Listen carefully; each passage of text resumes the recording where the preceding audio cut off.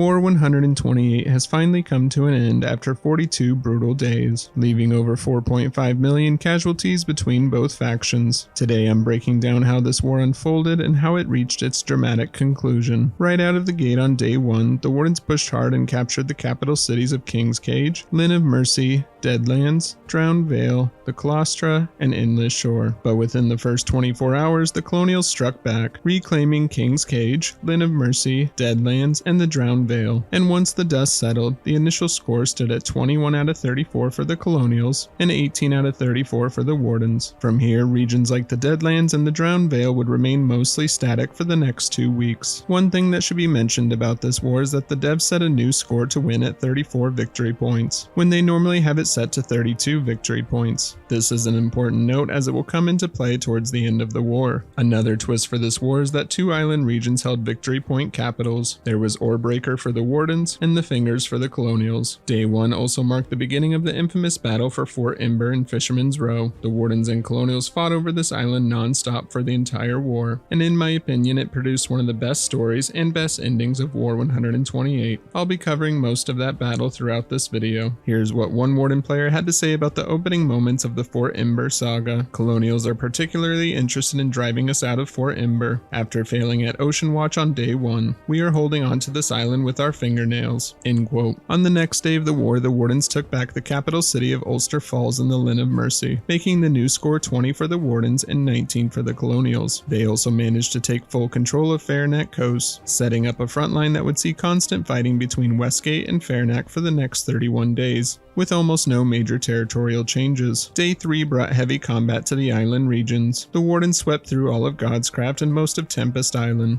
and after those battles, the borders would remain mostly unchanged for the next 29 days. This was also the day the Warden Regiment Warden Centralized Logistics launched a new system to help smaller regiments get their bunker bases established. They allowed these smaller regiments to place free orders for supplies and equipment. I thought this was an awesome project from the Warden side. I'll leave a link in the description below for any smaller Warden regiments who want to check out their Discord. Here's what one player had to say about WCL. "I was blown away from the positive responses from the faction about WCL Public Logistics Initiative and how many players came to help scroop, manufacture, or transport. It was a great moment to see that everyone really enjoyed and appreciated the infrastructure to boost the effort. Great team play and a good way to give solo Logi players a roof to play under with all the benefits and no obligations." End quote. Days 4 and 5 saw only minor skirmishes across the map, with territories briefly changing hands but nothing significant sticking. From this point on in the video, you'll notice some days being skipped over, and that's simply because nothing major happened or was reported on those days. On day 6, however, a major shift occurred. After a long and grueling colonial siege, the Warden-held capital of Ulster Falls finally fell. This flipped the lead back to the colonials, putting them at 20 victory points while the Wardens dropped to 19. Here's what one colonial player had to say about the battle. "Bravo to all the Wardens who defended that Ulster for so long. You guys were surrounded from both sides and held out for a lot longer than I thought you would." End quote. The colonials kept their momentum going on this day, capturing the entire region of King's Cage. Over in Fairneck Coast, they also pushed up the Jade Cove ramp and seized the city there as well. By the end of the day, the score shifted to 21 for the colonials and 18 for the Wardens. On day 7, colonial forces broke into Stone Cradle, kicking off a prolonged fight that would last for 15 days before any major changes occurred. By day 8, total casualties for both factions had already surpassed 1 million. Skipping ahead to day 11, it brought another major blow for the Wardens. Fort Ember would fall for the first time. The Wardens had defended the island since the start of the war, enduring constant colonial invasions. With Fort Ember's fall, the colonials secured full control of Fisherman's Row, but the story of Fort Ember was far from over. That same day on the eastern side of the map in the Colostra, the capital city of the Treasury fell to the colonials. This pushed the score to 22 for the colonials and 17 for the Wardens. Here's what one Warden player had to say about that battle. "All our vehicles kept getting rushed and blown up. Each time the colonials got close to the town hall, we rushed them back though. One of the best battles I've been in." End quote. By the end of this day, the colonials pushed the Wardens out of the Lynn of Mercy and were advancing north into the moors. The fight between the moors and the Lynn of Mercy would go back and forth for the next 11 days before anything major shifted. On day 13, the Wardens launched a strong counterattack through Fairneck Coast and fought their way back into Jade Cove, and they managed to recapture the city.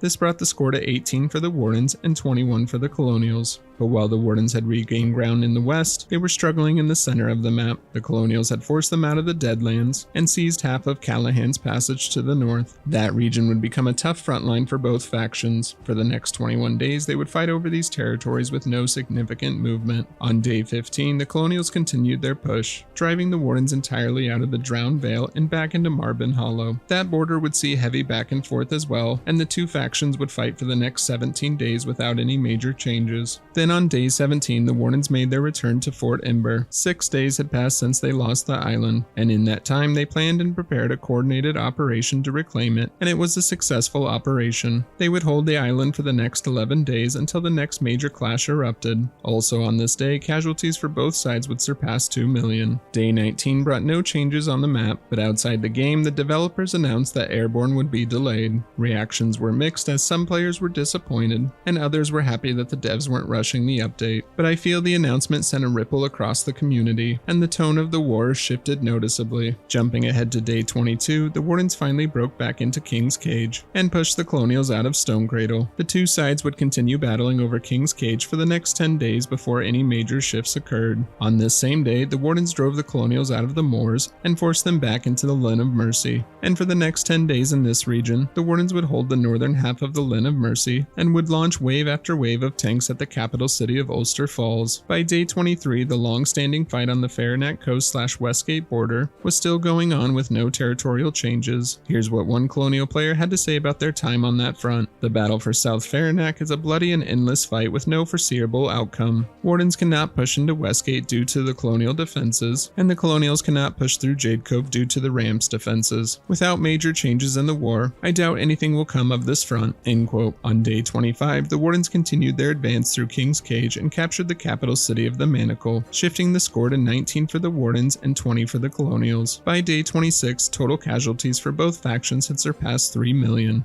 On day 28, several colonial ships sailed toward Fort Ember for their third major clash of the war. In the end, Fort Ember fell for the second time, and the Wardens were once again pushed off the island. But even then, they still weren't done. They would return on the final day of the war for one last attempt. During day 30, after weeks of brutal fighting at the Treasury Bridge, the Wardens finally managed to punch across and reclaim the city. This brought the new score to 20 for the Wardens and 19 for the colonials. It was the first time in 25 days that the Wardens had retaken the lead in victory points, and they carried that momentum forward, pushing the colonials back little by little. On day 31, the Wardens expanded their advance. Moving from the Claustra, they marched south. They pushed into Allode's Bight and captured the capital city of Mercy's Wale, and they once again scored another victory point, putting them at 21 to 18 in their favor. During day 32, the Wardens pressed deeper into the Drowned Vale, and they marched straight into the capital city of the Baths. They were also able to take this capital city, which put them at 22 victory points, and 17 for the colonials. On that same day, the Wardens also kicked the colonials completely out of King's Cage to the west. For day 33, after 11 days of siege, the Wardens finally broke through at Ulster Falls and reclaimed it. The colonials for a long time had refused to let it go, but the Wardens' constant attacks were too overwhelming and the capital fell, bringing the new score to 23 for the Wardens and 16 for the colonials. This day also saw the first nuke site of the war constructed in Reavers Pass by the Colonial Regiment CAF, and by the end of this day, the Wardens achieved their first major breakthrough on the west side of the map. They were able to push the colonials deep into Westgate and seize half of the region, something they hadn't managed to do all war. On day 34, the Wardens continued advancing through Westgate, and they'd captured the capital city of Longstone. This would set the new score at 24 for the Wardens and 16 for the colonials. On this day, the first nuke that was made by the colonials was aimed at Endless Shore, and specifically at the capital city of Saltbrook. The colonials would need to defend this nuke site for the next 48 hours before it would launch. And the last thing that happened on this day is that the Wardens were able to push back into the region of the Deadlands for the first time since day 13 of the war. During day 35, the Wardens continued to push forward and built up their gains. No major territories were exchanged on this day, but the total casualties for both factions surpassed 4 million. On day 36, the Wardens pushed through the Fingers and captured the entire island region. This area had been held by the colonials since War 124, which was nearly 8 months ago. This Warden victory raised the score to 25 for the Wardens and 14 for the colonials. That same day, the colonial nuke from Reavers Pass was launched. It obliterated Saltbrook and Endless Shore, and this reduced the total victory points from 34 to 33. The Wardens had nearly stopped the launch by firing a railstorm cannon at the nuke site, but the Colonial Regiment CAF held firm and destroyed the cannon before it could complete its mission. To close this day, the Wardens captured all of Marbin Hollow and and pushed the colonials back in Shackled Chasm. On day 37, the most forward colonial frontline in the Deadlands would fall. During this entire war, the Colonial Regiment 420 had done an excellent job alongside other regiments at defending this region and keeping the Wardens back. Well done to 420 and all other groups involved. Unfortunately for them, on this day, the Warden Regiment, the 6th, and others would end up surrounding the capital city of Abandoned Ward. They would be completely encircled and end up being starved out of supplies and defeated. It was a valiant hold within the region. After taking the capital city of Abandoned Ward, the Wardens pressed south, capturing Umbral, Wildwood, and most of the surrounding territories. This put the new score at 26 for the Wardens and 12 for the Colonials. During day 39, the Wardens refused to slow down. They pushed all the way through Sableport in the west and seized the entire region. They followed that up by sweeping through Origin as well, which put the new score at 28 for the Wardens and 10 for the Colonials. Though it didn't help towards their victory points, the Wardens used their mighty navy force to take the entire island region of Stemma Landing, leaving the Colonials only with Fisherman's Row as their last island region. To close the day, both factions built new nuke sites. The Colonials was in Fisherman's Row, and the Wardens was in Fairnet Coast near Terra. Many expected an explosive nuke duel, but unfortunately that expectation wouldn't play out before the war ended. Day 40 brought one of the largest Warden offensives of the entire war. They captured Shackled Chasm, Lockmore, the Heartlands, and Great March, raising their score to 32 victory points. They only needed one more point to win the war, but before they could end the war, major drama erupted on the Warden side. A few regiments launched Operation Blue Heaven, which was an effort to prolong the war by keeping the final victory towns neutral. I covered this operation in a previous video. I'll link the video at the end of this one if you want the deeper story. In short, Operation Blue Heaven successfully delayed the Warden victory by about 24 hours, as the operation had stopped the capture of the last victory point needed in Red River, at the capital city of Cannon Smoke. On day 41, the drama continued to slow the Wardens down, and kept them from winning the war. This delay gave room for a series of colonial last stands across the map. The Colonials fought desperately in Reavers Pass, Terminus, Akrithia, Calakai, Red River, Ashfields, and of course in Fort Ember. Because the devs raised the victory requirement from 32 to 34 for this war, nearly every remaining backline colonial region became a final stand, something we almost never see in wars. By the end of the day, the Colonials were still hanging on by a thread, throwing everything they had left at the Wardens. Meanwhile, the Wardens managed to sell heavy naval ships to Fisherman's Row and destroy the colonial nuke site before it could launch. And on the final day of the war, day 42, the Colonials still held out for a few more hours. The last battle for Fort Ember erupted. The Wardens launched a Longhook invasion, but after a drawn-out fight, the Colonials repelled it and forced the Longhook back. But the Wardens weren't done yet. They returned later with the same Longhook for one last attack, and they managed to capture Fort Ember with only 20 minutes left in the war. The Warden Regiment, WMC, and others played a major role in this final island victory, and what would end the 42-day struggle over Fort Ember. Nice work and GG's to everyone who fought over Fort Ember during this war. The Warden nuke that was built in Terra and Fairnet Coast also launched during these final moments, and it landed at the capital city in Fisherman's Row, but almost no one noticed it. It happened just before the war ended, and everyone was too wrapped up in Blue Heaven drama to care. And finally, after holding on for more than 24 extra hours, the Colonials lost the capital city of Akrithia, and with that, War 128 came to an end. And that was the war summary for War 128. GG's to the Wardens on your victory, and GG's to all the players that fought in this war. What was your favorite battle or moment from War 128? Let me know in the comments. Thank you all so much for watching and for your support. Make sure to subscribe for more Foxhole content. I'll see you out on the battlefield. Cheers.